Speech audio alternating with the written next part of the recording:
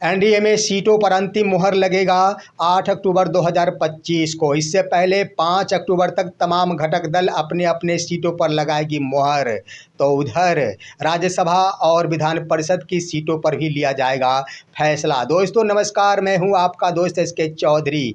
NDA गठबंधन हो या फिर महागठबंधन, दोनों ही गठबंधन में सीटों के बंटवारे को लेकर पहले आप वाला खेल खेला जा रहा है। ऐसा इसलिए खेला जा रहा है कि जिस घटक दल या फिर जिस गठबंधन की ओर से ज्यों ही सीटों के बंटवारे को लेकर ऐलान किया जाएगा, निश्चित रूप से दूसरे गठबंधन के नेता पाला बदलकर दूसरे गठबंधन में जाना शुरू कर देंगे। इसी बात का डर सता रहा है दोनों ही गठबंधन को, और जिसको लेकर सीटों के बंटवारे को लेकर यहाँ पर देरी की जा रही है। दोस्तों इसी बीच एनडीए गठबंधन की ओर से सीटों पर अंतिम फैसला का वो तारीख भी निर्धारित कर दिया गया है, और वो है 8 अक्टूबर 2025। 8 अक्टूबर 2025 को एनडीए गठबंधन की ओर से सीटों पर बड़ा ऐलान किया जाएगा।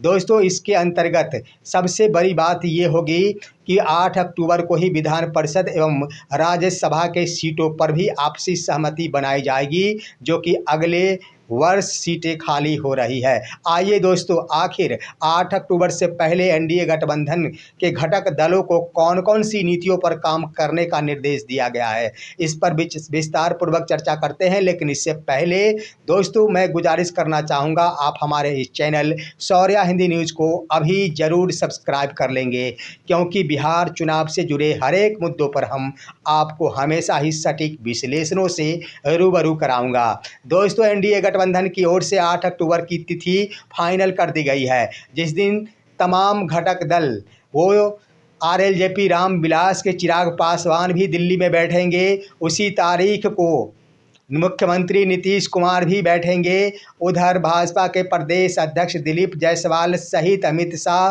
भी बैठेंगे। उसके बाद धर्मेंद्र प्रधान भी बैठेंगे, यहाँ पर उपेंद्र कुशवाहा भी बैठेंगे, और हम के संरक्षक जीतन राम मांझी भी 8 अक्टूबर को दिल्ली में बैठेंगे। यानी शीर्ष नेता अपने अपने एक प्रतिनिधि के साथ भी बैठ सकते हैं, इसकी भी बातें की गई है। और अक्टूबर को तमाम सीटों का वहां पर ऐलान कर दिया जाएगा, लेकिन यह ऐलान आम जनता के लिए नहीं किया जा सकेगा। घटक दल के शीर्ष नेता ही वो जान सकेंगे। अगली तारीख घोषित की जाएगी सार्वजनिक रूप से एक प्रेस कॉन्फ्रेंस की, जिस तिथि को सीटों के बंटवारे को लेकर ऐलान किया जाएगा। संभवतः वो तिथि 9 या 10 अक्टूबर हो सकता है। लेकिन इससे पहले तमाम घटक दलों को यह दिशा निर्देश दिया गया है कि सभी घटक दल अपने अपने प्रत्याशियों पर फाइनल मुहर, यानी किन किन उम्मीदवारों को किस सीट से उतारने जा रहे हैं, इसकी सूची प्रदेश चुनाव समिति को सौंप दे। और प्रदेश चुनाव समिति की ओर से 5 अक्टूबर से लेकर 6 अक्टूबर तक इस पर अंतिम मुहर लगाते हुए इसे केंद्रीय चुनाव समिति के समक्ष प्रस्तुत कर दिया जाएगा। यानी 5 अक्टूबर तक हर हाल में यहाँ पर प्रदेश चुनाव समिति के पास जब यह लिस्ट पहुंच जाएगी, उस पर मंथन करते हुए काट छाट करते हुए 6 अक्टूबर को प्रदेश चुनाव समिति केंद्रीय चुनाव समिति के पास घटक दलों के उम्मीदवारों की सूची को सौंप देंगे, और वहां पर अंतिम रूप से केंद्रीय चुनाव समिति की ओर से उस पर अमल करते हुए मंथन करते हुए 8 अक्टूबर के तमाम घटक दलों के बीच ही यह आपसी रजामंदी के साथ मुहर लगा दिया जाएगा कि आखिर कौन से दल को किस सीट के लिए उम्मीदवारी खड़ा करने का आदेश दिया जाता है या सहमति प्रदान की जाती है। दोस्तों यहाँ पर देखना चाहेंगे आप कि 5 अक्टूबर को ही अमित शाह के द्वारा दिल्ली में एक बैठक की जा रही है, जिसके अंतर्गत भाजपा के प्रत्याशियों की सूची को हरी झंडी प्रदान की जा सकेगी। यानी अमित शाह भाजपा कोटे के प्रत्याशियों के नामों को हरी झंडी प्रदान 5 अक्टूबर को ही कर देंगे। ठीक इसी प्रकार अन्य घटक दलों के द्वारा भी सूची का ऐलान प्रदेश चुनाव समिति की ओर से 5 अक्टूबर तक कर दी जाएगी। उसके बाद वहां जाने के बाद अंतिम रूप से काट छांट की भी संभावना बनेगी, जिसके आधार पर 8 अक्टूबर को फैसला लिया जा सकेगा। अब यहाँ पर कई तरह के सवाल उत्पन्न हो रहे हैं कि आखिर सीटों का बंटवारा का यह फार्मूला क्या हो सकता है। अभी तक तो कुछ क्लियर नहीं है, लेकिन जो सूत्र बताते हैं उनके अनुसार जदयू और बीजेपी दोनों ही घटक दल बराबरी सीटों पर चुनावी जंग में कूदने जा रहे हैं। यहाँ पर 100 सीटों पर जदयू भी उम्मीदवार खड़े करेंगे तो दूसरी तरफ भाजपा भी 100 सीटों पर उम्मीदवारी पेश करेगी। अब रह गई बात शेष 43 सीटों के क्रम में, तो 43 सीटों के क्रम में भाजपा के ऊपर ही 25 सीटों का दायित्व दिया गया है। यानी 125 सीट होंगे, जिसमें से 100 सीट पर भाजपा अपने उम्मीदवारों के लिए हरी झंडी प्रदान करेंगे और 25 सीटों में ही निपटाने का दायित्व दिया गया है अमित शाह को, जो 25 सीटों में चिराग पासवान और उपेंद्र कुशवाहा को निपटाएंगे।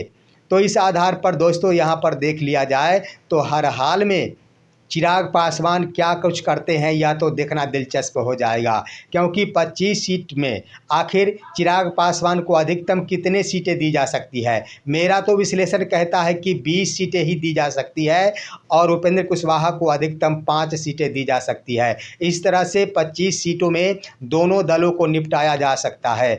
अब आइए शेष उधर बच जाते हैं। यहाँ पर आप गौर करेंगे तो 125 सीटें और जदयू के 100 सीट मिलाकर 225 सीट हो जाते हैं और शेष बच जाते हैं 18 सीट। आखिर 18 सीटों में क्या कुछ होगा।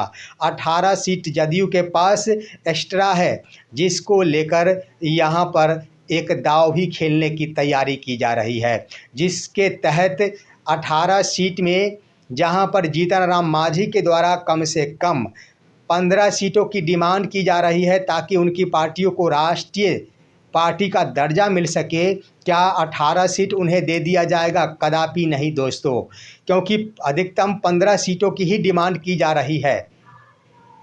तो आखिर यहाँ पर 18 सीटें कैसे दी जा सकेगी? तो क्या यहाँ पर जदयू ज़्यादा से ज़्यादा सीटों पर चुनाव लड़ेगी? यहाँ पर भी विचार करने की बात है दोस्तों। क्या 15 सीटें अगर जीतन राम मांझी को दे दी जाती है तो नीतीश कुमार 103 सीटों पर चुनाव लड़ेंगे? ये भी असंभव दिखता है, क्योंकि अगर सीटों का अंतर हो सकता है एनडीए के अंदर तो सिर्फ 1 सीट का अंतर होगा। अगर जदयू चुनाव अधिकतम लड़ना चाहेगी, भाजपा अगर 100 सीटों पर चुनाव लड़ती है तो जदयू 101 पर अधिकतम भाजपा इतना ही स्वीकार कर सकती। लेकिन बड़ी बात कि आखिर 100 के बाद 18 सीटें जो रखी जा रही है वो किसके लिए? यहाँ पर आपने सुना होगा कि हर हाल में 8 से 10 सीटें, 8 से 10 सीटें, यहाँ पर 8 या फिर 10 सीट ही जीतन राम मांझी को दी जा सकती है। पिछली बार जहाँ पर 60 सीटें दी गई थी, 7 सीटें दी गई थी, अधिकतम इस बार 8 सीटें देने की बातें आ रही है सामने। 8 सीटें ही दी जा सकेगी। लेकिन रह गई बात कि आखिर 10 सीटें क्यों? बस वही फार्मूला है दोस्तों। एक बार फिर से वीआईपी सुप्रीमो मुकेश सहनी के लिए इंतज़ार की घड़ी देखी जा रही है। अगर मुकेश सहनी अपनी दिलचस्पी दिखाते हैं एनडीए की तरफ जाने की ओर, तो निश्चित रूप से फिर से वर्ष 2020 का फार्मूला अपनाते हुए मुकेश सहनी को एनडीए में शामिल करने के लिए 8 सीट एनडीए सुरक्षित 10 सीट एनडीए सुरक्षित रख रही है।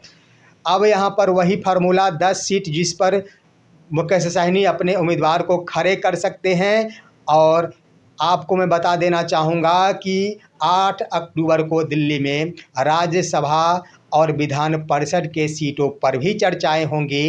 किस दल को आखिर कितने राज्यसभा शेष जो बचे हैं राज्यसभा की सीट जिन पर चुनाव होना है अगले वर्ष, किस किस घटक दलों को दिया जाएगा, इस बात का भी खुलासा होगा। साथ ही साथ विधान परिषद की जो भी सीटें हैं उस बात पर भी खुलासा होगा। तो वही मुकेश सहनी के लिए वर्ष 2020 वाली रणनीति, 10 सीटों पर वो अपने उम्मीदवार को खड़ा कर सकते हैं और 1 या 2 सीट उन्हें दिया जा सकता है, जो एक राज्यसभा के लिए भी हो सकता है और एक विधान परिषद का भी हो सकता है।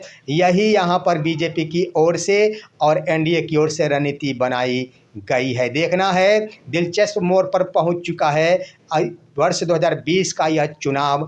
आखिर एक तरफ जहां महागठबंधन के अंदर मुकेश सहनी के लिए डिप्टी सीएम वाली बातें नहीं की जा रही है, ना तो कांग्रेस की ओर से खुलासा किया जा रहा है, ना ही आरजेडी की ओर से खुलासा किया जा रहा है। सीटों के बंटवारों पर भी यहाँ पर देरी हो रही है। तो क्या मुकेश सहनी इस वक्त कुछ सोचने पर मजबूर होंगे? ये भी मुकेश सहनी को कटघरे में जरूर खड़ा कर दिया गया है। देखना है आखिर क्या कुछ होता है। लेकिन मुकेश सहनी दिल थाम कर कहते हैं कि मैं मजबूती के साथ महागठबंधन के साथ खड़ा हूँ। दोस्तों, यह है आज की खबर। आप सभी हमारे इस वीडियो को लाइक कीजिए, अन्य दोस्तों के पास शेयर कीजिए और अब दीजिए अपने दोस्त को इजाज़त। हम फिर मिलेंगे आपसे अगले वीडियो में। तब तक के लिए नमस्कार।